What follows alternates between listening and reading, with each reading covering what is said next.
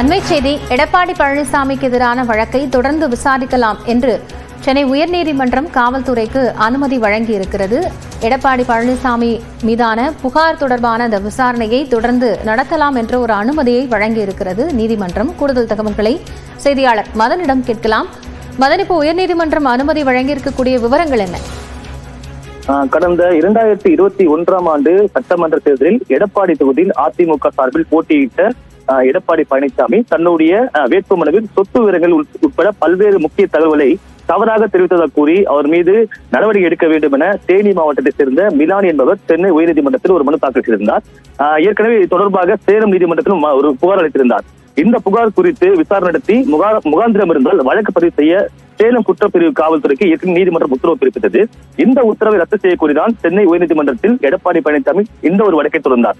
இந்த வழக்கை இன்று விசாரித்த நீதிமன்றம் எடப்பாடி பழனிசாமி மீதான அந்த புகாரை தொடர்ந்து விசாரிக்கலாம் என்று தற்போது ஒரு உத்தரவு பிறப்பித்துள்ளது.